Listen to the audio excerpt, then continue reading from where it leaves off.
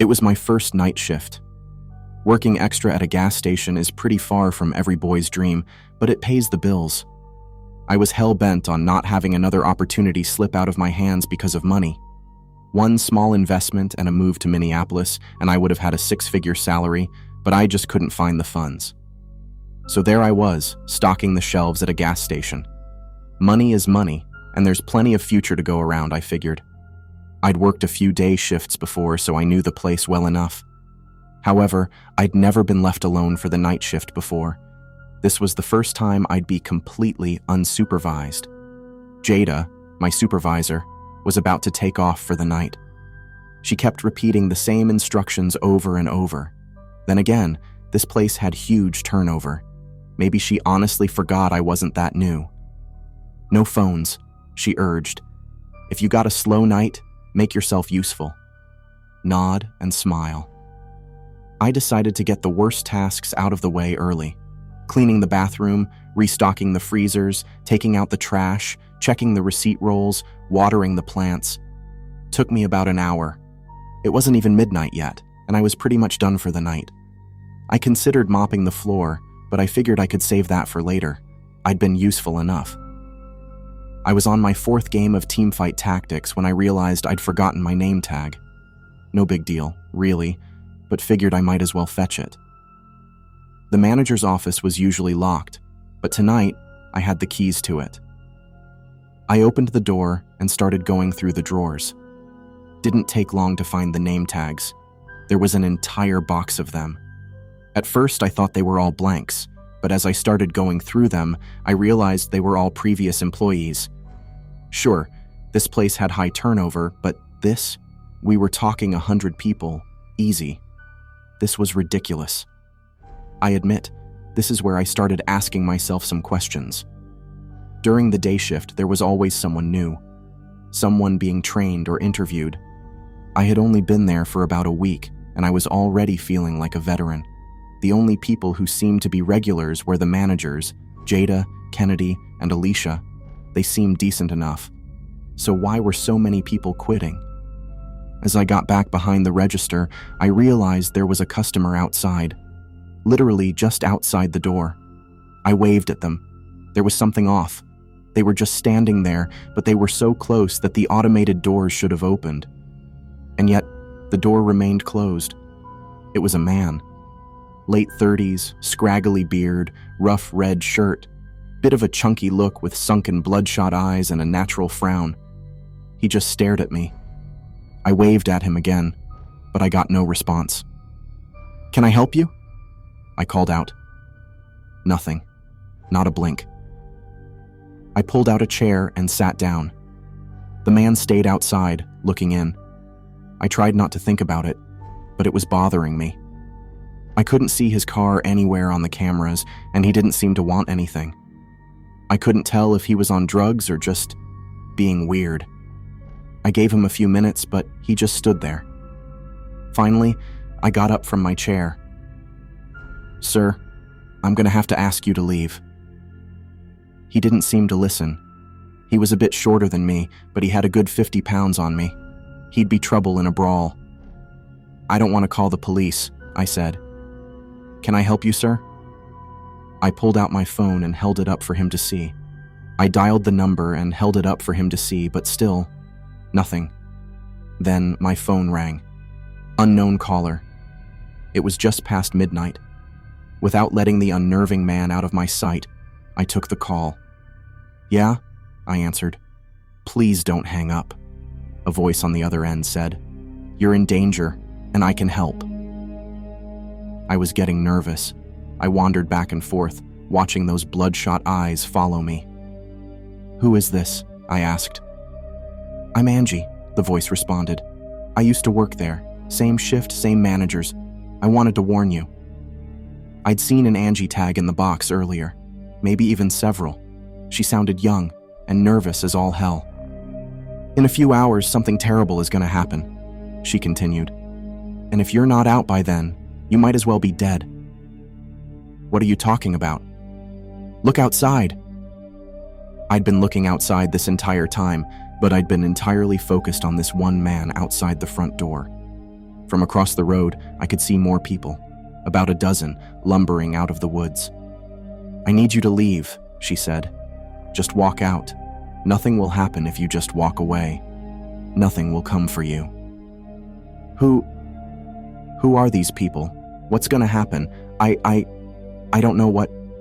"Look," she interrupted. "It is perfectly simple. Just walk out the door." Something in me screamed for me not to do it, that I shouldn't step outside and walk past these people. They felt malicious, and I couldn't put my finger on why. Still, I stepped up to the door. Leaving seemed like the obvious choice. Strangely, it didn't open.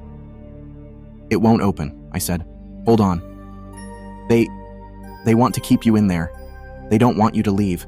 They want you to stay and die." "Die?" I asked. "What do you mean?" I stopped my pacing. Something was wrong. Was I locked in? "Tell me exactly what is about to happen," I demanded. "Something is in there with you," Angie sighed. "It could be 5 minutes, it could be a few hours, but that thing in there is coming for you." "And what thing are we talking about?" The man with the bloodshot eyes had 2 people joining him, a young man with a grotesque overbite and a young woman who could easily be mistaken for a child. All of them stared at me with the same broken eyes and rough clothes. They stopped, inches short of the front door. "It doesn't have a name," Angie said, "but it'll leave you empty.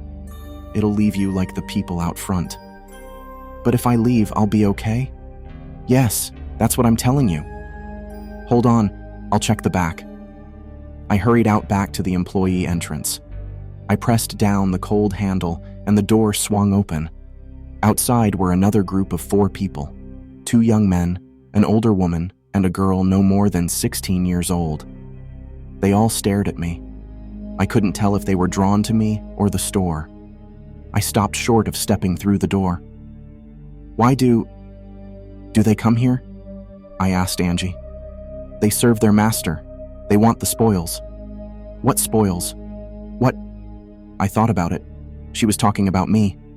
"Right," I said, nodding to myself. "I see. Are you at the back door? Are you there yet?"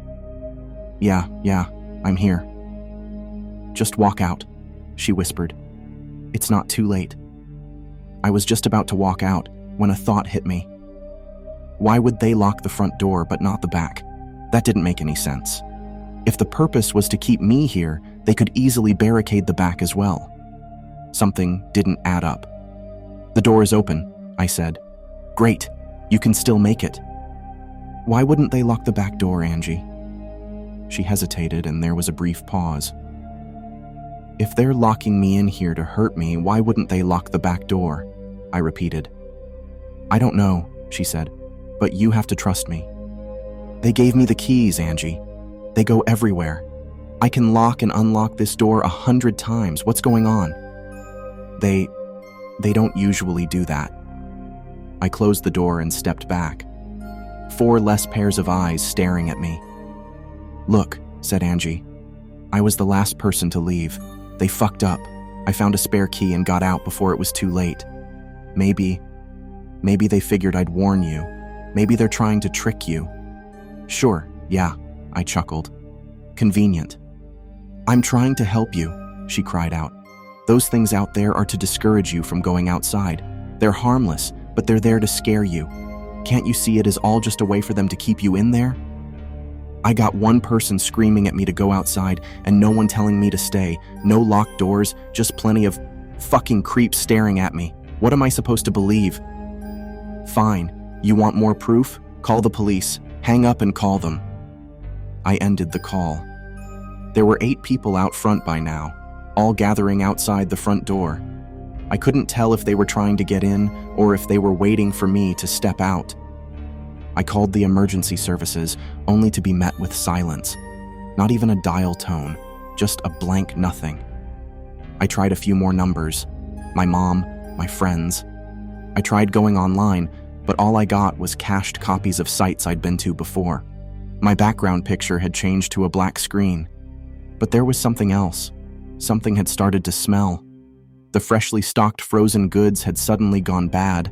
and a stench was oozing out of the freezers. Our flowers by the counter had withered and died, all except the sunflowers, which had turned a sickly blue. I wasn't getting through to anyone. Being inside was awful.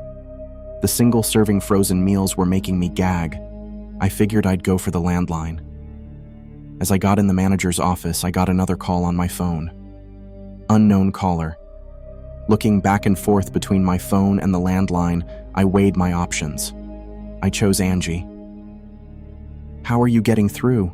I asked her. "How do you know my number?" "I still got the email password. I just checked your application." "But how come your number works? Everything else is down." "I'm calling from a private network," she said. "They don't know there's a way in." "They?" I asked. I thought it was just one thing. "No, they're working together. People don't just go missing without someone noticing. So there's like an intelligence behind it, a conspiracy." "Yeah. People come and go in these places all the time. Are they paying you under the table?" "They figured, it was sort of a trial and no paperwork, no missing people, no records, just a box of name tags." It made sense in a way, but I needed more. I needed proof. There had to be something. "Why didn't you call me earlier?" I asked. "You could have called me as soon as I got the job or as soon as my shift started." "I had to make sure Jada wasn't around," she said. "She would have tried to trick you." "I'm not sure you're not trying to trick me. Why would I spend my time calling you from across the country just to have you fail?" she screamed. "If I was part of this, I would have just let you sit there with your goddamn team fight tactics and die." She went quiet. So did I. I counted my breaths as I looked outside. There were more of them now. "How did you know what I was playing?" I asked. She didn't respond. The silence hung in the air. "I'm asking you, how did you know what I was playing?" She was just as quiet as the man with the bloodshot eyes still waiting for me outside the door. "You're watching. You knew I was alone. You knew I was getting antsy about the guy showing up outside." "Yeah," she sighed. "You tried to get me out as soon as he showed up. You tried to trick me before there were too many of them to scare me off." That's not..." She sighed. I could hear heavy breathing. As I paced back and forth, I was getting ready to hang up. This was a trick. She was the one tricking me, clearly, trying to get me outside to join those things. "I know this looks bad," she said. "I know, I'm sorry. I'm honestly just trying to help you." This time, I was the one keeping quiet. I walked up to the door, studying the people outside. Blank stares, following my every move. I felt like a snake charmer, like they could snap out of it and tear me apart in the blink of an eye. As I said, I have the passwords for everything. I'm the only one who knows them. I just wanted to give you the best shot at getting out of there. I hoped they wouldn't come tonight, but as soon as they did, I had to do something. You're not being honest with me. I'm not lying, I'm just having a hard time explaining it. There's a lot of shit about this that all sounds completely insane. I don't want to throw you off the deep end. Give it to me straight, I demanded. Tell me what the fuck is coming for me. It's not a thing, like not real. It's there, but it's just... I don't know how to explain it. It just steps through. Steps through what? The world, the air, a ripple in time or something. It just steps in, and it's there. And then it shoves some kind of mouth spike into your head and gargles up something inside. A mouth spike? What the hell are you... Yes, a spike. And no, I mean, it goes into your mouth. It doesn't have a mouth of its own. It just goes into you and... gone. Game over. I didn't know what to think.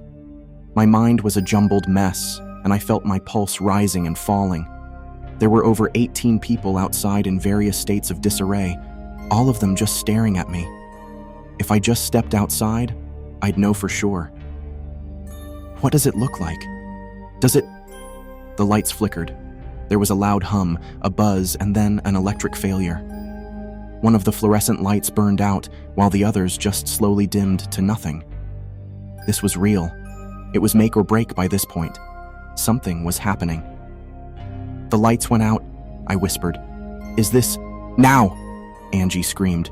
Get out! Now! I ran. I tripped and tumbled my way into the back room in complete darkness.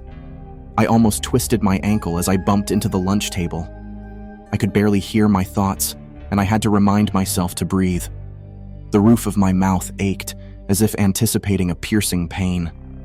I could feel my head filling with blood and adrenaline as my dry eyes refused to blink.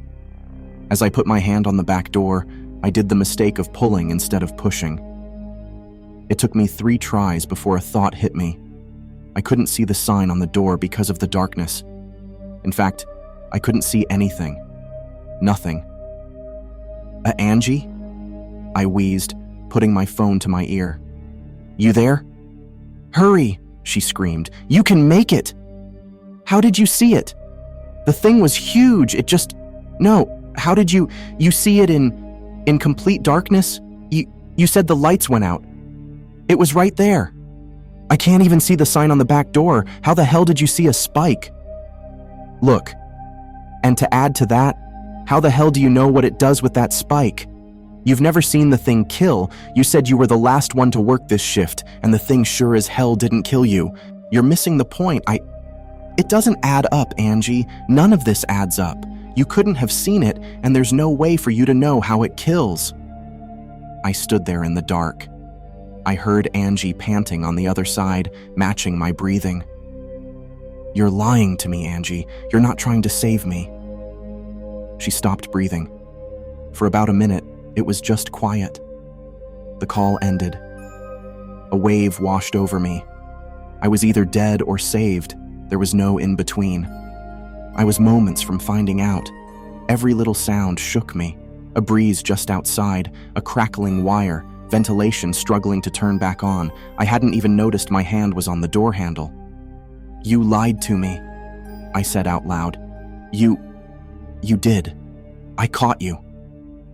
There was a sound coming from the other side of the door, a shuffling of feet. Yes, said Angie, from the other side of the door. I must have stood there for an hour until the power came back on. The people outside were gone.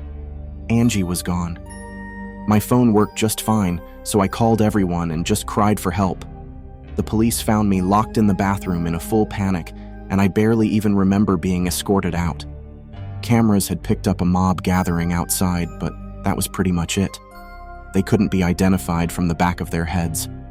Jada and the other managers were called in, and they seemed genuinely surprised.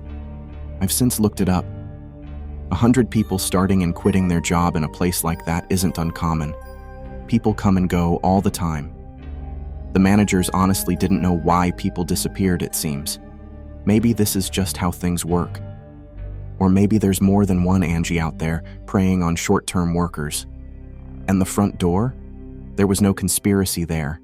The thing just jams sometimes.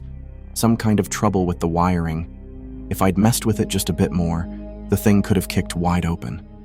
That broken door was the only thing that saved me from joining them that night. I would have walked right out as soon as Angie asked me to. I worked there for another 4 months, but just day shifts and weekends. The night shifts seemed to go off without a hitch, though. Maybe Angie and her friends moved on from an easy meal. I've saved up enough money for my move to Minneapolis, but I'd never forgive myself if I didn't put this into writing. Looking back at it, it feels surreal. There are things out there, things that want us to join them,